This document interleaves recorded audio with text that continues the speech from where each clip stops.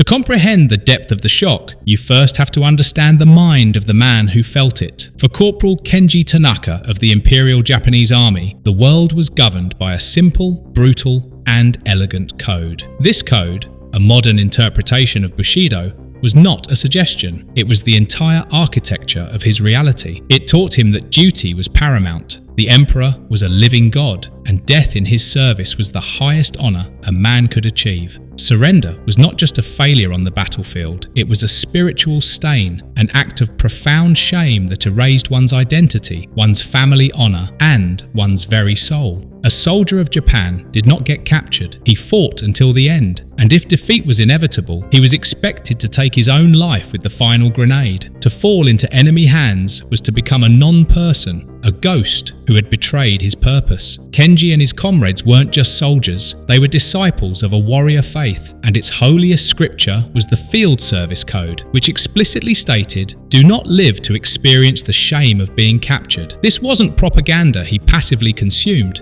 it was the iron in his blood. This worldview was a fortress, and its walls were built from the terrifying images of his enemies. The Americans, he was told, were not honorable warriors. They were selfish individualists, cruel beasts, and demonic brutes, the Kichiku, who would inflict unspeakable tortures upon any captured soldier of the emperor. Official training films and veteran accounts spoke of mutilation, starvation, and sadistic medical experiments. To be captured was to be handed over to monsters who would desecrate your body before they finally grant you the release of a dishonorable death. This was a certainty as fundamental as the rising of the sun. Therefore, the central conflict for a man like Kenji wasn't whether he would survive the war, but whether he would die with his honor intact. The question that governed every waking moment on the blood-soaked islands of the Pacific was not, "Will I live?" It was, "Will I die correctly?" He clutched his rifle on a humid Guadalcanal night, the enemy's positions a dark smudge across the clearing, and knew with absolute conviction that his only two paths were victory or a noble death.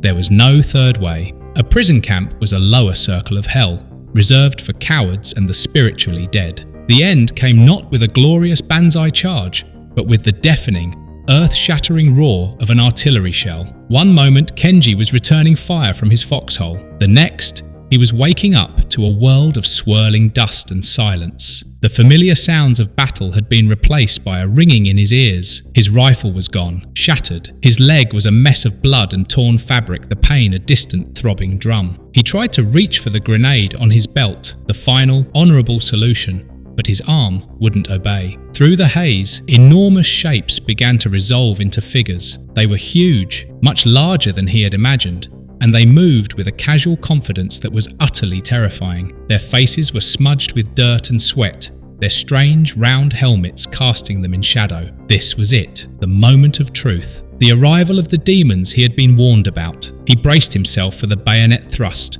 the rifle butt to the skull, the final, brutal punctuation to his failure. He closed his eyes, his mind not filled with fear of death, but with the burning, all-consuming shame of his capture. He had failed his emperor, he had failed his ancestors, but the killing blow never came. Instead, one of the American giants knelt beside him. Kenji flinched, expecting the worst, but the soldier's movements were slow, deliberate. He wasn't reaching for a weapon. He was unscrewing the cap from a canteen. He lifted Kenji's head gently and pressed the cool metal to his cracked lips. Water, clean and fresh, trickled into his mouth. The shock of it was more profound than any explosion. It was an impossible sensation, a gesture that did not compute. It was an act of care. His mind raced, trying to find a framework for this. Was it a trick? A prelude to some more elaborate torture? Another soldier, a medic with a red cross on his helmet, began to carefully cut away the tattered fabric of his trousers, his touch firm but not cruel. He cleaned Kenji's wound with methodical calm, applying sulfur powder before wrapping it in a clean, white bandage. No one shouted, no one struck him. They spoke to each other in low, incomprehensible tones, but their actions were clear. They were not treating him like a monster to be exterminated. They were treating him like a wounded man. The dissonance was a physical blow, leaving him more disoriented than the shell blast had. The journey from the front line was a waking dream. Carried on a stretcher, Kenji watched the jungle canopy slide by overhead. Every instinct screamed that this was a temporary reprieve, that the true nature of his captors would soon reveal itself. He was taken to a field hospital where doctors, whose hands moved with the same dispassionate efficiency as the medics, examined his leg. He was given a shot of morphine that dulled the pain into a warm, fuzzy haze. He was then loaded onto a truck with other prisoners, both Japanese and American wounded, and driven to a collection point. Throughout this entire process, the expected brutality remained absent here. The guards were watchful, armed but indifferent. They offered hard biscuits and tins of meat, food he was too suspicious and ashamed to eat. He saw other Japanese prisoners, their faces a mixture of fear, defiance, and the same profound confusion he felt. Their indoctrinated certainty was a shattered mirror, and in its place was a terrifying void. They weren't in the hands of the bloodthirsty demons from the propaganda films. They were in the hands of something far more unsettling, an enemy who refused to fit the script. The initial shock of that first sip of water had now deepened into a quiet, bewildering crisis of the soul. The next stage of Kenji's dislocation was the sea voyage. He and dozens of other captured men were herded onto a transport ship, and the finality of it felt like a funeral procession. The familiar shores of the Pacific Islands disappeared, replaced by an endless expanse of grey water. Here, in the belly of an enemy vessel, their propaganda-fueled nightmares should have become reality. They expected to be packed into suffocating holds, starved and beaten, left to die of disease. Yet, the reality continued its strange and quiet assault on their senses. They were quartered in a hold that was cramped but clean. Twice a day, guards brought buckets of bland but nourishing stew and tins of water. There were no interrogations, no random acts of violence. The American sailors who guarded them seemed mostly bored, their youth betraying a lack of the hardened malice Kenji had been trained to expect. He watched them play cards and smoke, their casual disregard for the prisoners more unsettling than any focused cruelty. This wasn't hatred. It was something far more confusing. It was impersonal, bureaucratic mercy.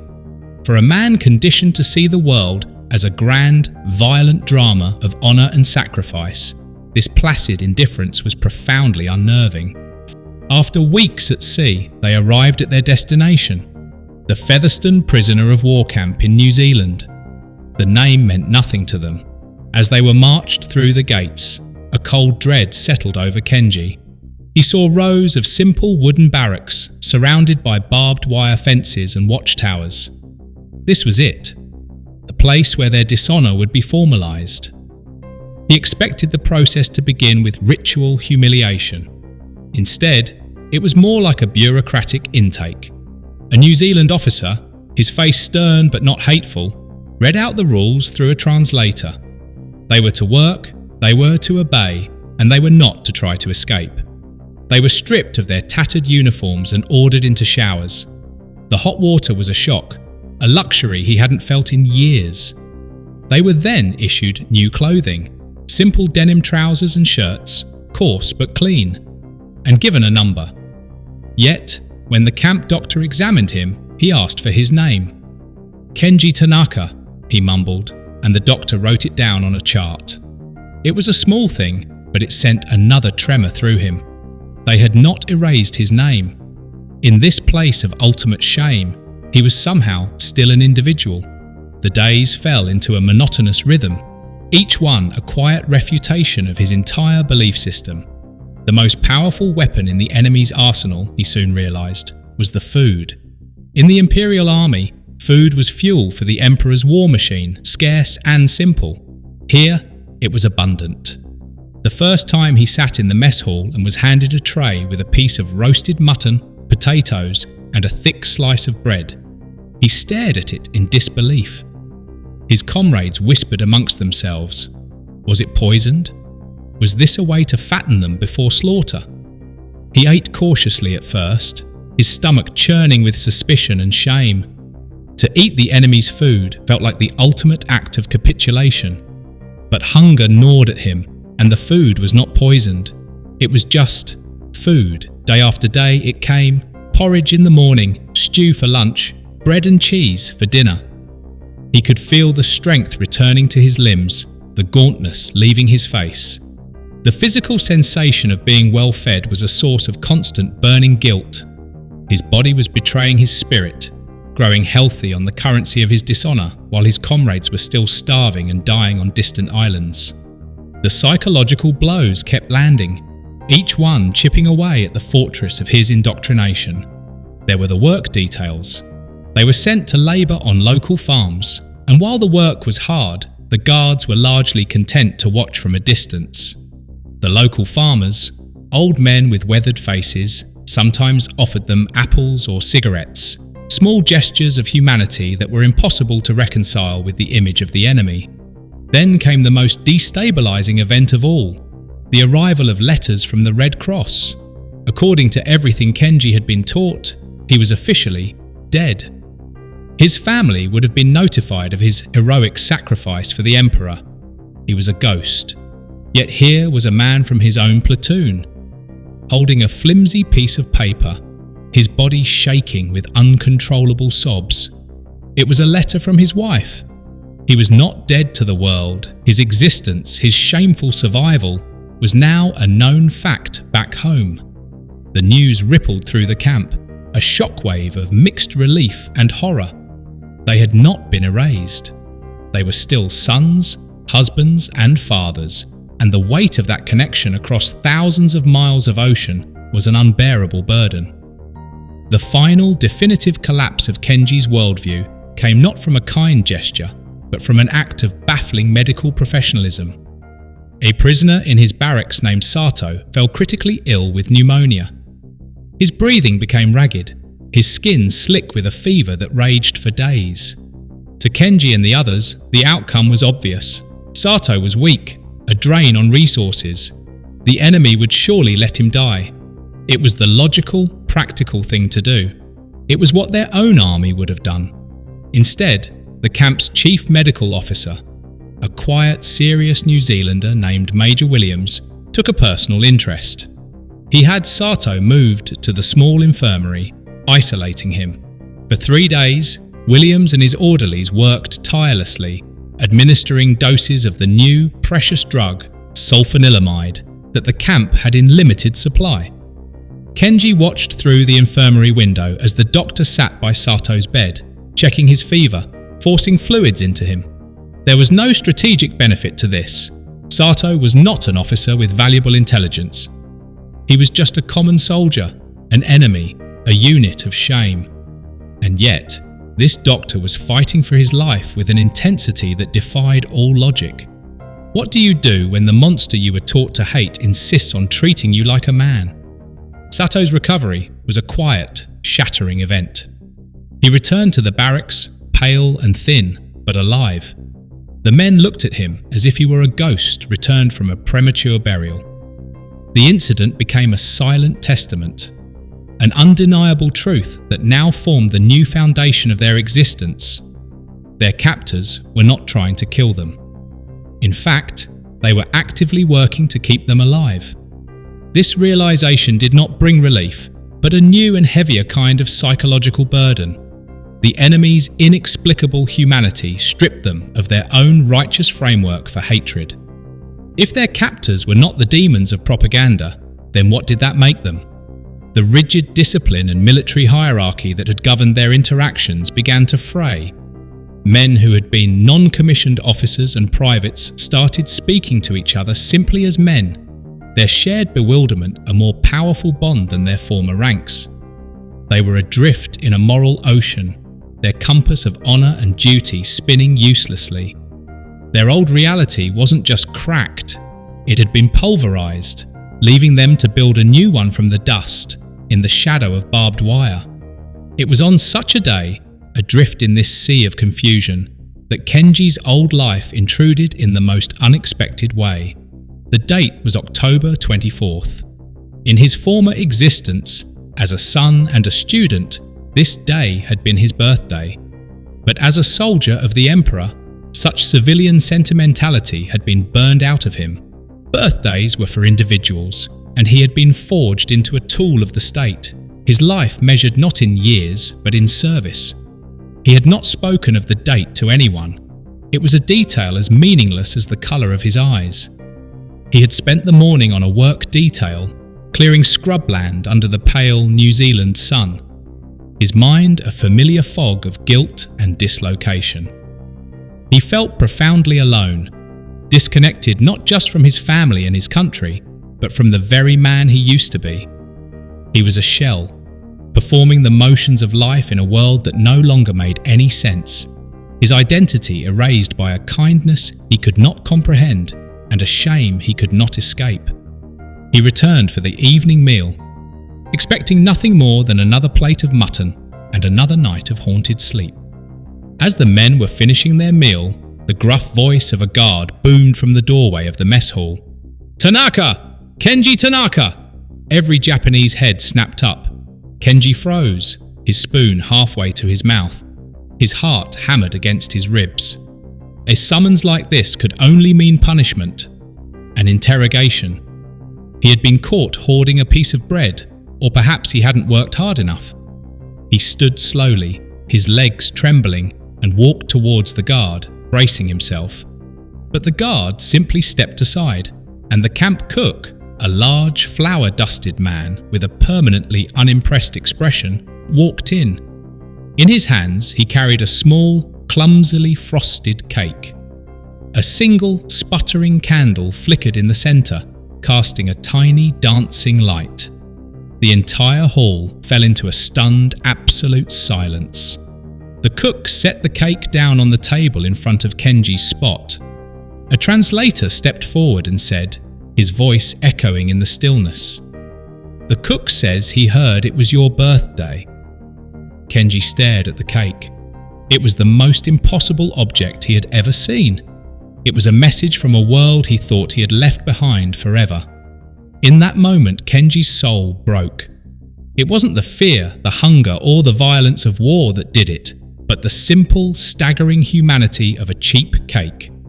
He looked at the flickering candle and saw not an act of pity, but an act of recognition. These men, his jailers, his enemies, saw him. They did not see a fanatical soldier of a divine emperor. They did not see a subhuman caricature to be hated and destroyed. They did not even see him as a prisoner of war, number 734. They saw him as Kenji Tanaka, a young man who was another year older today, a man far from home. This was the most profound humiliation of his life. His entire identity was built on the foundation of a grand cosmic struggle, a holy war where his death would have meaning. But this small, kind gesture told him a different story. It told him there was no grand struggle, only foolish boys sent to die by old men. The cake was not an act of war, it was an act of peace, and it defeated him more completely than any army ever could. He realized they weren't being kind to mock him. Their kindness was genuine, and its simple existence proved his entire life, his entire code, had been a catastrophic lie. Someone nudged him, and with trembling breath he leaned forward and blew out the single candle. The spell was broken. A few of the men let out shaky breaths. The cook nodded gruffly, turned, and left. The cake was cut into small pieces and passed around, shared among the prisoners in a ritualistic silence. Each bite was a sacrament of their shared disillusionment. The sweetness was an alien sensation, a ghost of a life they had all been forced to renounce. For Kenji, the taste was ash and sugar, shame and gratitude. The fortress of his Bushido code, already battered and breached, had been levelled. There was nothing left to defend, nothing left to believe in. The enemy wasn't a monster. The emperor wasn't a god. He wasn't a noble warrior.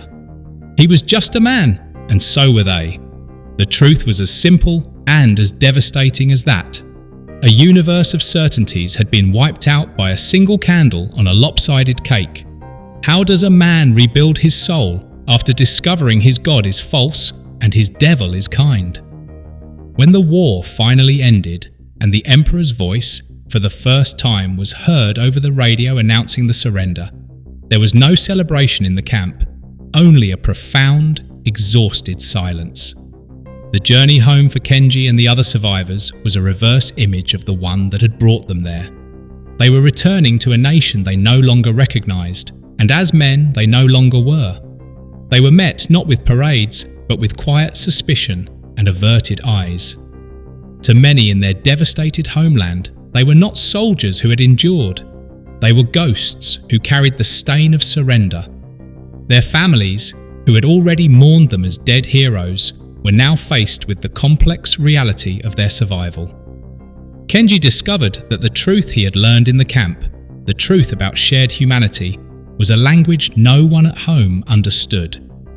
He was a man caught between two worlds, forever an outsider. He had survived the war, but he had become a casualty of the peace. His transformation, a secret he would carry for the rest of his life, a silent testament to a war he had lost and a truth he had unexpectedly won. Kenji's story, while personal, was not unique. It was a microcosm of a much larger systemic collision of philosophies. The relatively humane treatment of Japanese prisoners in camps like Featherston, guided by the principles of the Geneva Convention, was a deliberate policy of the Western Allies. This policy stood in horrifyingly stark contrast to the brutal, often fatal, conditions inflicted upon Allied prisoners in Japanese-run camps, where the Bushido-inspired contempt for surrender resulted in starvation, torture, and death on a mass scale. The difference was not merely one of resources, but of ideology. One system saw the prisoner as a human being who had been defeated, retaining his basic rights. The other saw him as a contemptible object who had forfeited his right to exist by failing to die. The birthday cake, therefore, was not just a random act of kindness. It was a symptom of a worldview, a quiet but powerful expression of a philosophy that valued individual human life in a way Kenji's own culture did not. In the great global conflict of ideologies, this quiet insistence on decency became an accidental but devastatingly effective psychological weapon. Ultimately, the story of the Japanese prisoner and the birthday cake endures because it reveals a timeless and universal truth about the nature of conflict. It teaches us that the most formidable ideologies, the most carefully constructed walls of propaganda and hatred, are surprisingly fragile. They can be shattered not by a more powerful weapon, but by an act of empathy that is so unexpected, so contrary to the established narrative, that it forces a total re-evaluation of reality. It proves that it is possible to disarm a man's spirit without taking his life, to conquer an enemy by refusing to treat him as one. The greatest victory is not to prove your enemy is a monster, but to force him to see that you are not. In a world still rife with division and dehumanization, this simple story reminds us that the most powerful weapon in the human arsenal has always been, and will always be, the recognition of ourselves in the face of another. No indoctrination can permanently survive a direct, irrefutable encounter with our shared humanity.